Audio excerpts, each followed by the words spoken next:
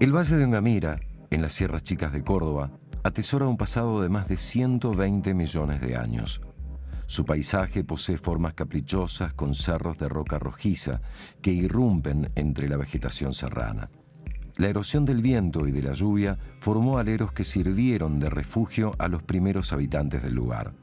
Según estudios geológicos, en esa época, el relieve ya tenía la configuración actual. Es decir, que el paisaje en el que vivían los antiguos habitantes de Ongamira era muy parecido al actual. Cuando nosotros llegamos al valle, teníamos la información que se había publicado de las excavaciones de Aníbal Montes. Entre sus investigaciones, una sobre la base del archivo de la provincia, daba a entender que aquí se había librado una de las últimas batallas entre los españoles y los comechingones. Y que frente a una posible derrota, los comechingones habrían subido al cerro que está aquí detrás, que es el Colchiqui o Charalqueta, y frente a la posibilidad de la derrota se habrían suicidado.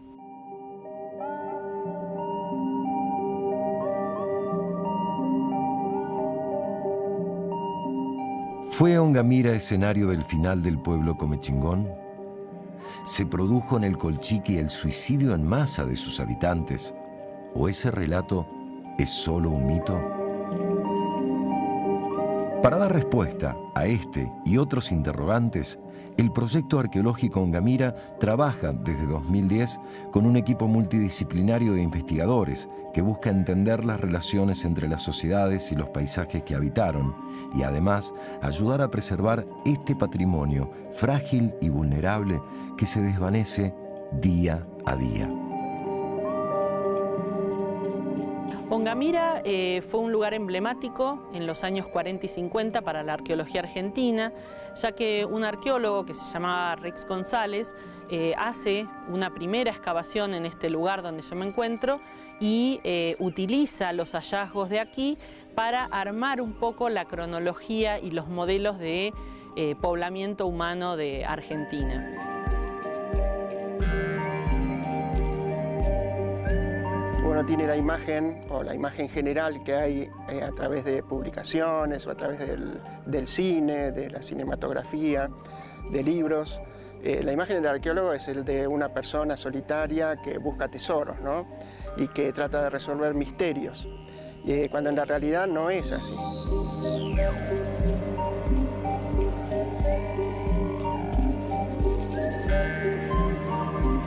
En nuestro equipo no solo trabajamos arqueólogos y arqueólogas, sino que además trabajamos con físicos, matemáticos, químicos, geólogos, paleontólogos. Cada uno va aportando su granito de arena para interpretar no solo la forma de vida de la gente, sino el paisaje, los climas, la fauna, la flora que había.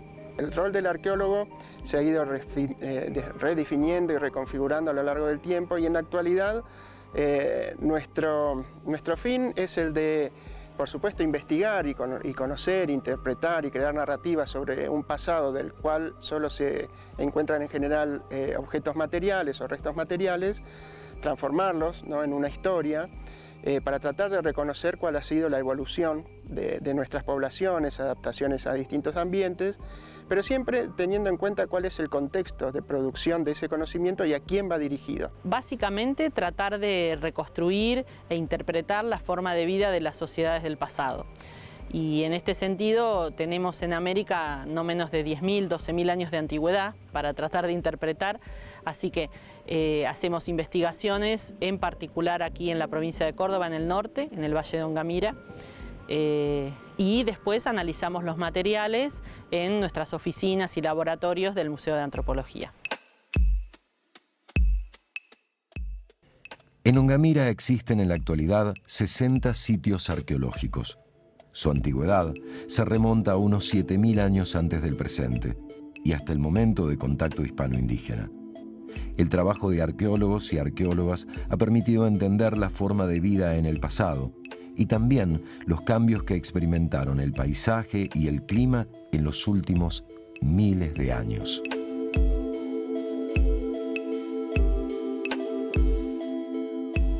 el proyecto se inicia en el 2010, comenzamos con las primeras excavaciones en este sitio, allí se toman muestras, se hacen los primeros fechados radiocarbónicos y empezamos a ver, bueno, la importancia que va a tener para empezar a explicar la forma de vida de la gente en la región, por lo cual decidimos ampliar las excavaciones que siguen al día de hoy, dado que la profundidad desde el nivel en el que nos encontramos es de aproximadamente 6 o 7 metros, así que como la arqueología hoy en día trabaja con pinceles, espátulas y muy delicadamente, bueno, nos va a llevar varios años llegar a un nivel estéril, ¿no? Ya sin ocupaciones humanas. Específicamente me encargo del estudio de los huesos de animales que aparecen en los sitios arqueológicos. Es una rama de la arqueología que se llama zooarqueología. Entonces mi tarea básicamente es identificar cuáles son las especies que se encuentran en el sitio y que las personas consumían en el pasado, ¿sí? Y formaba parte de la dieta de la gente, ¿no? El proyecto empezó excavaciones en zonas lindantes y también buscando los lugares por donde habitó la gente. Por ejemplo, los afloramientos rocosos, de donde se aprovisionaban del cuarzo para hacer todo lo que es los artefactos, digamos, la tecnología, ¿no? Piensen que estas sociedades no tenían ni metal, ni plástico, o sea que toda la tecnología era en piedra, en hueso o madera. Así que básicamente era muy importante localizar estas fuentes de rocas y ver cómo las estaban utilizando. Soy estudiante de la carrera de antropología. Dentro de la carrera de antropología tenés varias ramas y una de ellas es la arqueología. Bueno, yo me dedico precisamente a trabajar con líticos, que son piedras, y trabajo con lo que es cuarzo, que es la materia prima que mayoritariamente está en esta parte de las sierras. Mi trabajo de tesis es precisamente ver, yo recolecto y excavo también, tanto material de cuarzo que voy encontrando, para hacer comparaciones con todos los materiales que tenemos en los sitios. Para el análisis de los huesos, en general, bueno, esto se hace en el laboratorio, ¿sí? Trabajamos con colecciones de referencia y usamos microscopio para analizar las distintas marcas que vemos en los huesos. Y hay una serie de estudios que realizamos en la actualidad en el valle, como los estudios actualísticos, que nos permiten entender ciertos procesos en el presente y de esa forma compararlo con lo que vemos en el pasado, ¿sí? Por ejemplo, cómo afecta el sol, la lluvia, el pisoteo y distintos procesos naturales a los huesos, qué marcas dejan en los huesos, y de esa forma entendemos cómo se fue formando el sitio arqueológico que hoy en día estamos excavando. Mi trabajo específico es tafonomía lítica, que es ver si han sido fracturas, si han sido procesos, o sea, naturales, o lo ha hecho el hombre. Por ahí encontramos, cuando vamos caminando, pensamos que es una punta de flecha o no, y por ahí nos pasan, los que andan por la sierra, van a ver y no saben si realmente ha sido hecho por el hombre, el homo. Entonces, bueno, mi tarea es esa, ver si ha sido fracturas, pisoteo de animales. Entonces, bueno, eso ayuda también y permite a crear como una mirada más amplia, una forma de metodología para que podamos ver qué fue hecho por ciertas causas. O sea, vemos varios parámetros y de ahí vemos, podemos comparar si ha sido hecho por la mano humana o ha sido algo natural, un efecto natural.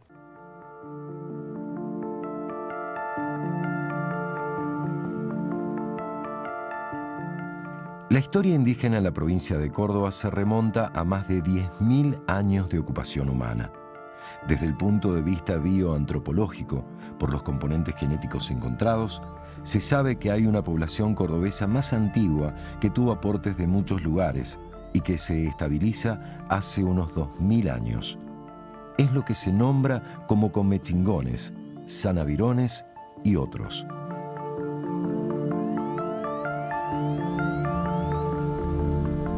En principio, las sociedades que habitaron estos territorios ancestrales eran gente muy móvil, es decir, que no pasaban mucho tiempo en un lugar, habitaban el valle pero iban mudando su campamento residencial y esta forma de vida siguió así durante miles de años, aún incorporando tecnologías como la cerámica, por ejemplo, seguían utilizando los espacios poco tiempo, y cuando digo poco tiempo nos referimos a unos pocos días a veces.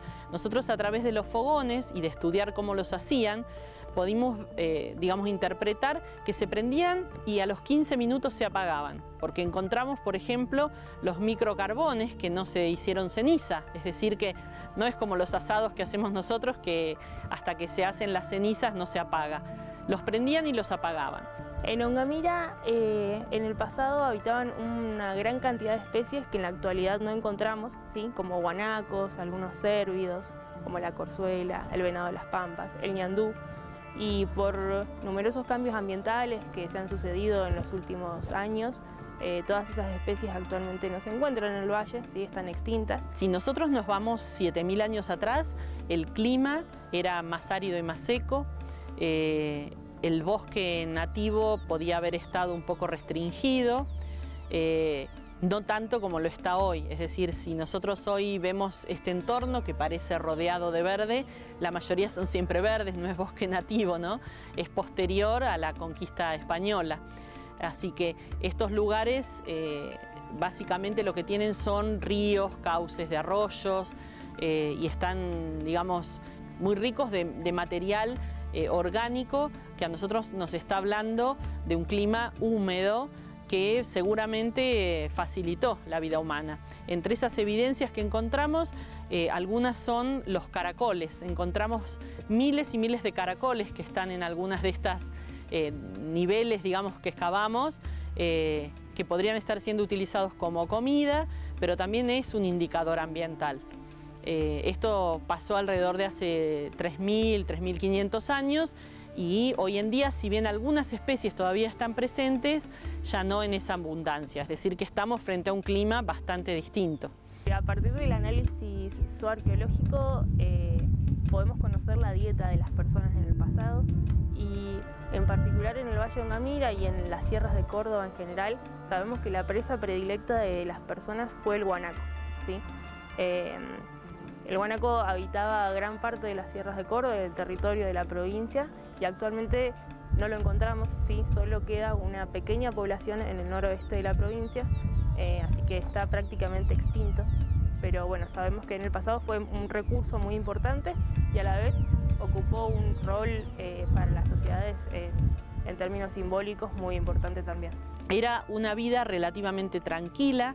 No tenemos nosotros, por ejemplo, evidencias de violencia interpersonal, los grupos eran pequeños y en general no hay tampoco evidencias de que estuvieran vinculados a sociedades fuera del valle. No tenemos ningún, por ejemplo, no hay rocas que vengan de otro lugar, no hay objetos que nosotros podamos ver que estén intercambiando con otras sociedades.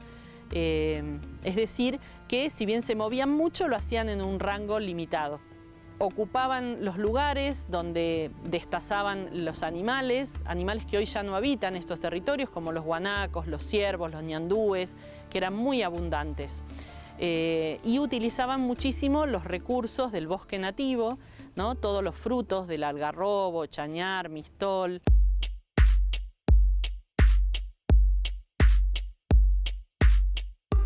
Desde el punto de vista arqueológico, aleros y cuevas han sido lugares predilectos para la ocupación humana. Por un lado, brindan protección y resguardo ante las condiciones climáticas, y también pueden haber desempeñado un papel simbólico y hasta ritual. Debido a que sus condiciones permiten una mejor preservación de los restos arqueológicos, son ideales para la búsqueda de evidencias de asentamientos humanos. Nosotros estamos estudiando este alero, que fue ese que se había iniciado a excavar en los años 40, pero además prospectamos y encontramos alrededor de otros 60 sitios arqueológicos en la zona, muchos de los cuales ya empezaron a ser excavados y ya hay también tesis doctorales en desarrollo por parte del equipo y también hay mucho por explorar, todavía hay mucho terreno que no se conoce. Como se imaginarán, en los años 40 y 50 se trabajaba de una manera y hoy trabajamos de otra.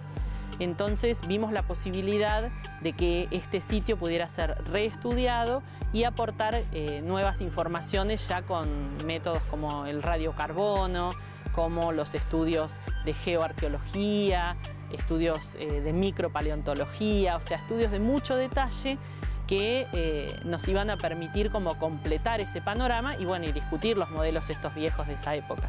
Esta jaula que tenemos instalada en el valle nos sirve a modo comparativo, ¿sí? Es parte de un programa de arqueología experimental, ¿sí? Que nos permite entender procesos en el presente para de esa forma comparar con lo que vemos en el pasado. Esta jaula en particular la estamos utilizando para evaluar un proceso que se llama meteorización, ¿sí? Que es cómo el clima en general afecta a los huesos y cómo los va degradando. De esa forma se puede entender cuánto tiempo pasó, ¿sí? Cuando nosotros comparamos con lo arqueológico entendemos cuánto tiempo pasó expuesto un hueso antes de ser tapado por los sedimentos. Vamos encontrando material tanto en sitios que vamos excavando. Puede haber también precisamente cuarzos o material que parecen algún tipo de herramientas que han utilizado en la antigüedad y vamos viendo qué tipo de fracturas tienen, analizándolas. Yo las excavo, las vamos excavando entre todos con el equipo y después hago un análisis macro, una macro mirada fuera de acá del sitio. O sea, paso mucho tiempo también con lupas, con microscopios, viendo todo lo que puede reflejarme la herramienta que encontré o el material que encontré.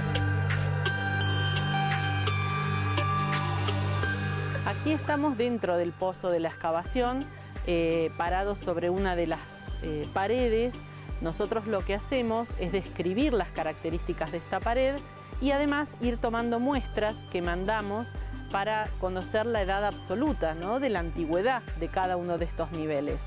Esto lo hacemos utilizando la técnica de radiocarbono, pero además en este sitio en particular, junto con geólogas del SIGTERRA y físicos y químicos del CEPROCOR, estamos haciendo un experimento que es aquí dentro, donde ustedes ven estos parches, tenemos puestos unos dosímetros que permiten medir la radiación solar que reciben estos sedimentos y después nosotros podemos contar esa energía y compararla con los fechados radiocarbónicos y conocer la edad de esos sedimentos.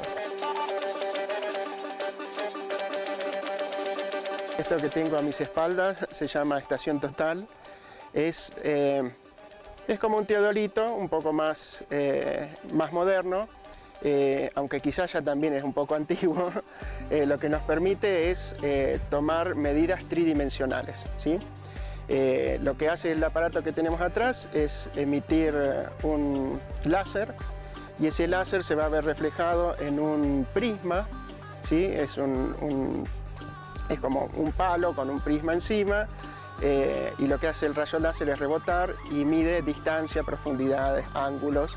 Y eso lo que nos permite es ubicar cada objeto particular y único que recuperamos en excavación y darle un lugar en el espacio. Y con esto después en el laboratorio, con una computadora, podemos recrear las relaciones que tenían estos objetos cuando nosotros excavamos. Esto se complementa con otros métodos o medios de registro como cuadernos de campo, fichas, dibujamos, tomamos fotografías. Y desde hace varios años la arqueología adoptó un método que tiene sus años, pero bueno, es barato y con las cámaras digitales es mucho más barato ahora, que se llama fotogrametría. Y eso lo que nos permite es tomar muchas fotografías durante el proceso de excavación y después hacer una reconstrucción 3D. Entonces con eso no solamente registramos la ubicación precisa de cada objeto, sino también de estas relaciones de distintas, distintos rasgos que vamos observando. Por ejemplo, si encontramos un fogón, cómo se distribuyen las piedras que delimitan el fogón, si adentro tenemos carbones, no tenemos, las cenizas, las lentes, o manchas de carbones más grandes, más pequeños, caracoles, digamos, tenemos el panorama completo de registro de la excavación.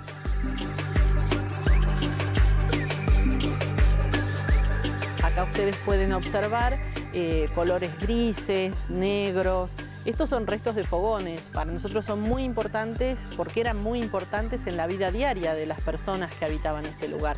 Entonces, estudiando estos restos, nosotros podemos identificar las especies que usaban como leña, en qué época del año las recolectaban, para qué usos, porque hay leñas que, por ejemplo, al calentarlas uno puede sacar resina. Esa resina se usa para pegar las puntas a los astiles de las flechas y las lanzas. Se usa también para cocinar los vegetales, las semillas. Logramos armar como un panorama más completo de la vida diaria. Y en este momento lo que nosotros investigamos y producimos va dirigido a la sociedad en general, que muchas veces reclama este conocimiento, ¿no? De dónde venimos, cómo nos originamos, cuestiones que aparecen recurrentemente, si todos somos descendientes de los que bajaron de los barcos, si las sociedades originarias se extinguieron o no, y cómo es que está configurada actualmente la Argentina, ¿no?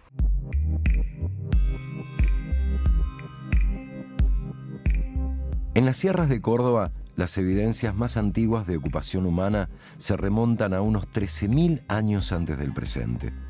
Se trata de El Alto 3, un campamento de cazadores en la pampa de Achala. Se sabe que al momento de la conquista hispánica había cientos de pueblos nativos en Córdoba. Sin embargo, estaban atravesando un estrés ecológico de magnitud, con agotamiento de recursos. La causa fue el crecimiento demográfico por un lado y un cambio climático importante por el otro. Estas son algunas de las conclusiones a las que llegaron los investigadores mediante su trabajo. El trabajo de campo es una parte del trabajo del arqueólogo. La otra parte se desarrolla en los laboratorios donde se hace investigación. Y esos materiales, cuando llegan a la ciudad de Córdoba, quedan en la reserva patrimonial de la provincia, que depende de la Agencia Córdoba Cultura, y ahí son conservados y cambiados de material, limpiados, catalogados, inventariados, para poder trabajar en la investigación. Primero se localizan los sitios donde vivió la gente en el pasado, que se llama prospección. Luego vamos a esos lugares y hacemos excavaciones. De esas excavaciones se recupera material, alguno del cual se lleva a repositorios como el del Museo de Antropología o el Centro de Investigaciones de la provincia. Allí se estudian los materiales con lupas, microscopios, difractómetros, bueno, toda una serie de equipamiento para poder conocer sus características e interpretar de esa forma la forma que tenía la gente de vivir en el pasado.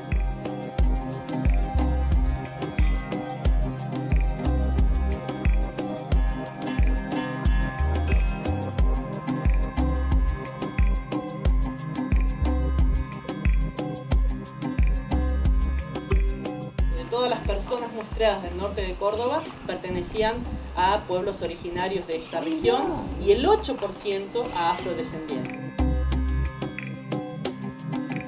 La sociedad en general, en principio, reconoce la importancia del trabajo de la arqueología. Muchas veces desconoce cuál es el trabajo, entienden que es un trabajo minucioso, pormenorizado. Existe la imagen de los arqueólogos y las arqueólogas trabajando con el pincel y el cucharín, y muchas veces va mucho más allá de eso, ¿no? Nos llevamos fragmentos de sitios para estudiar en el laboratorio y estamos meses o años excavando dentro de los laboratorios. Ustedes van a andar por los ríos, por ejemplo, pueden ver morterales, ¿no? Que son como unos agujeros en las piedras que sirven para moler.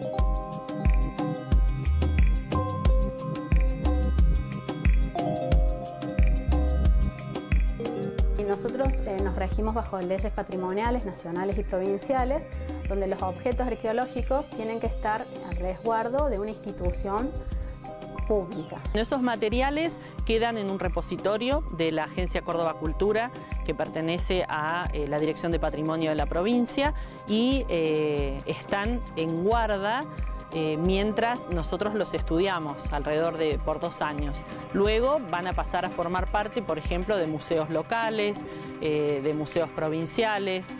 Nuestro museo, que es de la universidad, también tiene colecciones de trabajos anteriores, se hacen muestras.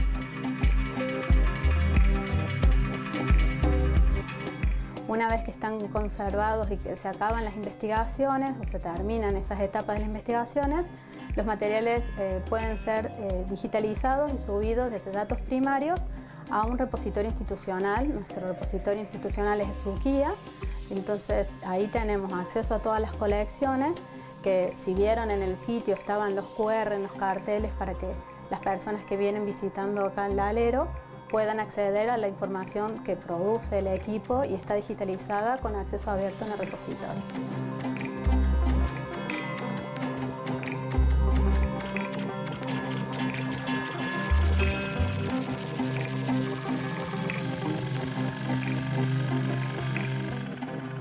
Dentro de las actividades que forman parte de la tarea de un investigador está no solo venir y hacer los trabajos de campo, el trabajo de laboratorio y la escritura de los trabajos científicos, sino también el vínculo con la comunidad.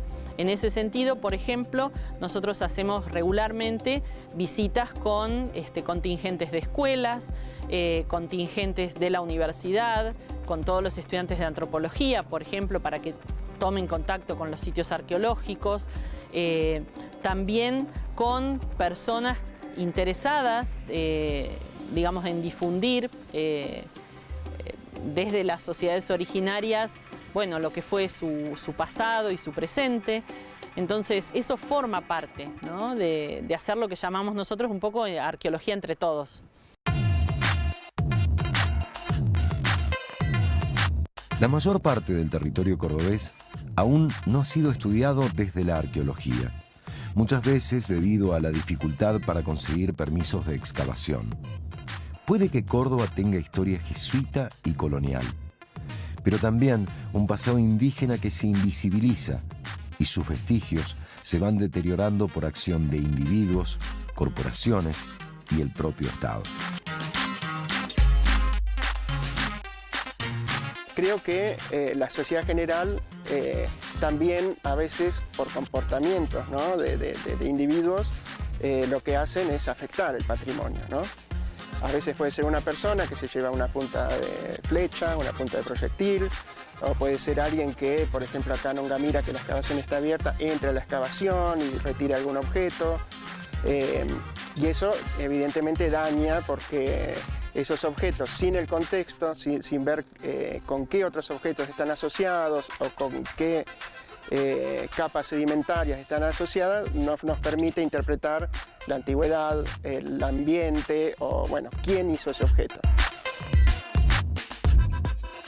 Esta es la llamada colección Rosso, es un conjunto, los que tenemos nosotros acá, de 279 piezas que quedaron luego del robo que hubo en el Museo Ambato de la Falda en el año 2008. Es un conjunto de piezas arqueológicas mayormente que pertenecieron en su momento, en tiempos prehispánicos, a pueblos originarios de la Argentina. Las piezas que tienen más valor monetario, ¿no?, las piezas de oro, los pectorales de oro, las pipas, todo el material más finamente trabajado, el metal, eso no ha aparecido. También hay cuestiones que tienen que ver con, no solamente con los individuos, sino con las corporaciones o con el mismo Estado, ¿no? Que es que cuando no se tiene en cuenta el patrimonio arqueológico o el patrimonio cultural en general, puede ser histórico o puede ser de hace 10.000 años, como está sucediendo en muchos espacios de la provincia de Córdoba, con las cuestiones como las autovías, ¿no?, la 5 para Bachasca o la 38 de Punilla, en el cual, bueno, mucho de este patrimonio se está destruyendo, junto con otras cuestiones ambientales que tienen que ver con la responsabilidad que nosotros como sociedad debemos tener, no solamente en cuanto a los objetos, sino a qué le estamos dejando a quienes nos vayan a suceder, ¿no?, en la ocupación de la provincia de Córdoba, de estos espacios. Gran tema en Chihuahua que tiene que ver con la autovía de Punilla. ¿Qué pasa en Punilla y qué pasaría con la traza de la autovía? Y mira, para que te des una idea, en Córdoba hemos relevado alrededor de 2.400 sitios arqueológicos, de ellos 700 están en el Valle de Punilla. Esto quiere decir que ha sido en el pasado una de las zonas más pobladas y dentro de ellos alrededor de 70 sitios están distribuidos a lo largo de la traza propuesta, digamos, para el proyecto de autovía.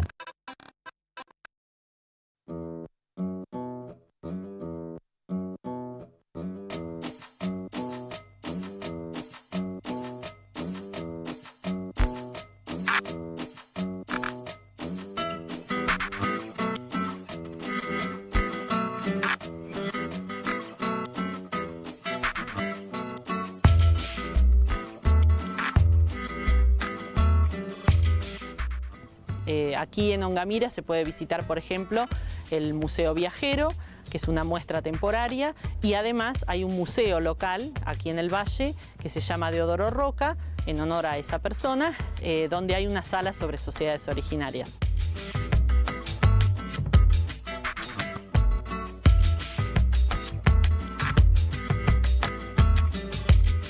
El museo resalta la personalidad de Deodoro Roca, que es el contenido histórico. Después tiene la vida en Ongamira, que son varias piezas que se han distribuido por sectores, ya sea en la parte de la vida de la mujer, en parte de la vida de la industria argentina, en parte de la vida del gaucho viviendo en Ongamira. Las piezas que contiene la sala de Deodoro Roca son la máquina de escribir con la que redacta el manifiesto liminar de la Reforma, 4 de las múltiples pinturas que hizo Deodoro, la cama en donde nace y en donde muere él. Y lo que trato de mostrar en el museo es la parte humana de Deodoro, porque la parte académica la muestra Gonzalo Sarria en el Museo de la Reforma Universitaria o en el Museo Casa de la Reforma, y la universidad lo muestra en varios lugares. Tenemos la primer sala, que es un almacén de ramos generales, que es original de mediados del siglo XIX hasta mediados del siglo XX, que fue de don Casiano Lozano. En cuanto a las otras salas que tiene el museo, también tenemos un pabellón de arte que contiene una colección de 18 pinturas austríacas. También tiene una colección que le llaman Pequeña Colección Hans de Brie, que son más de 160 obras. Hay obras, por ejemplo, de Ripamonte, de Butler, de Forner. Es un museo rico en arte.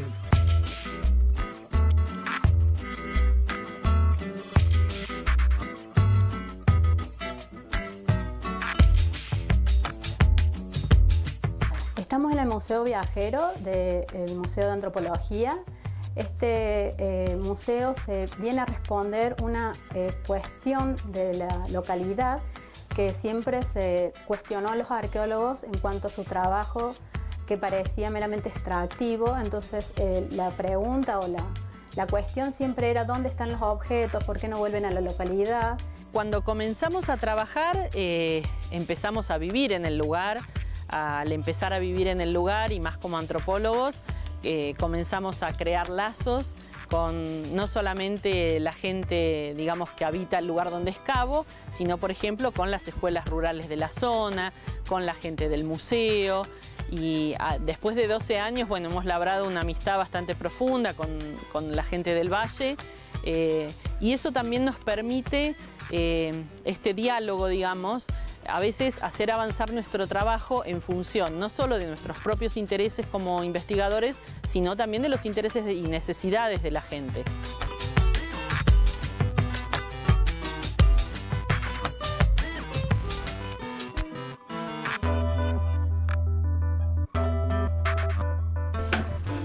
¡Ay, huesos! ¡Qué rico huesos! ¡Y piedras! Sí, acá tenemos en la exposición huesos y piedras, ¿sí? Que son restos arqueológicos de las comunidades originarias que vivieron en Ongamira, en este lugar, ¿sí?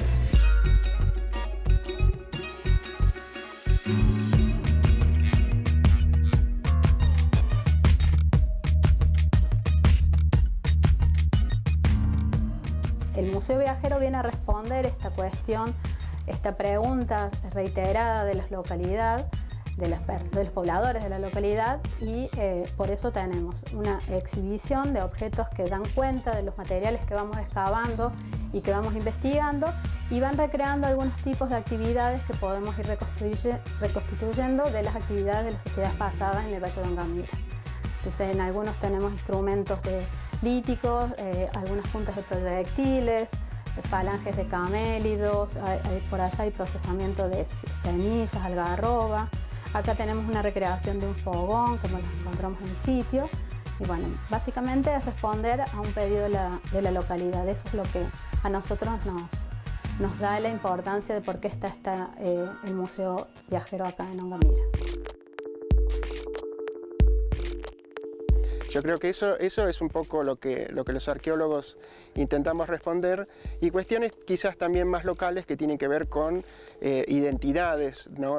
Locales, regionales, por qué el norte de Córdoba es como es, por qué el Valle de Ongamira tiene las características socioculturales y económicas como las tiene en el momento, si es importante el turismo a escala local, bueno, tratar de incentivar, fomentar, ayudar a que emprendimientos y microemprendimientos adopten la cuestión de los recursos culturales, ¿no? Del registro y el patrimonio arqueológico dentro de las ofertas que tienen para los distintos visitantes.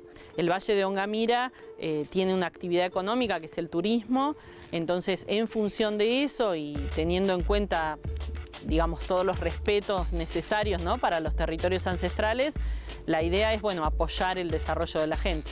Es un muy buen vínculo que está teniendo el museo con la universidad a través de la Facultad de Filosofía y Humanidades, y la comunidad completa de Ongamira está muy agradecida por todo lo que se está haciendo en el lugar, que es poniendo en valor la historia, el pasado, el presente y por supuesto el futuro del lugar.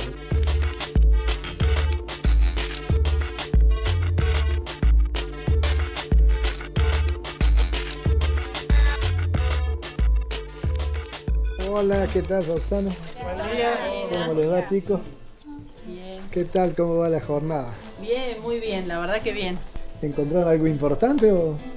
Y sí, venimos encontrando en el sector donde están excavando ellos materiales de hace más de entre 2 y 3.000 años de antigüedad, y aquí en el otro sector de cerca de 5.000. Más antiguo ahí. Sí. Mirá qué bien, ¿no? O sea que con eso, bueno, estamos empezando a construir la historia cultural de los pueblos originarios que habitaron en este alero y en la zona. Claro. Bueno, que tengan un buen día. Gracias.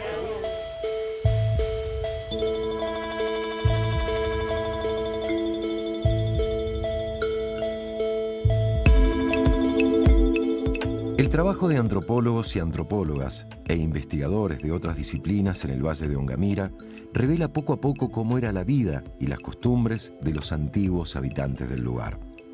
A través de sus vestigios, los pueblos originarios vuelven a hablar y cuentan su historia. Así responden a las preguntas planteadas por los científicos y confirman o refutan mitos. ¿Son los restos humanos encontrados en Ongamira el producto del suicidio en masa de los comechingones al pie del Cerro Colchiqui ante la llegada de los españoles? La respuesta es inequívoca. Este mito que se siguió transmitiendo y lamentablemente se sigue dando a conocer en los medios, no tiene una base realmente científica o empírica. Efectivamente, Aníbal Montes encontró decenas de restos humanos, nosotros también en nuestras excavaciones, pero estos restos humanos provienen de los lugares donde la gente vivía.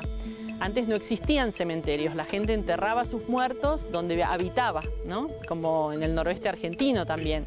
Y además de eso, cuando nosotros hacemos las dataciones para conocer la antigüedad de estos restos humanos, tienen 3.000 años, 2.500 años, es decir, son mucho más antiguas que el momento del contacto hispano-indígena.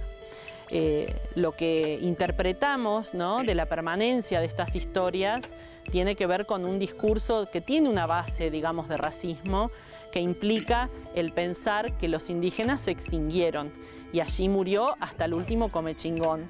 Entonces, estas tierras habían quedado un desierto, sin nadie, y podían ser ocupadas y utilizadas. Cuando en realidad nosotros sabemos, hoy hay más de 20 comunidades indígenas, comechingonas, sanavironas, ranqueles, en el territorio cordobés, que vienen, bueno, de una tradición ancestral en estos territorios.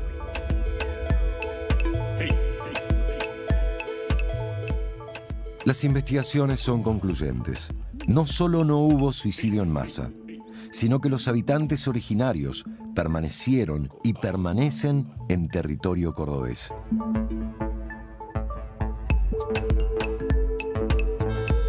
De De acuerdo a evidencias halladas por científicos del Instituto de Antropología dependiente de la Universidad Nacional de Córdoba y CONICET, a partir del análisis de muestras genéticas actuales y antiguas, el 76% de los habitantes contemporáneos de Córdoba posee linaje materno indoamericano.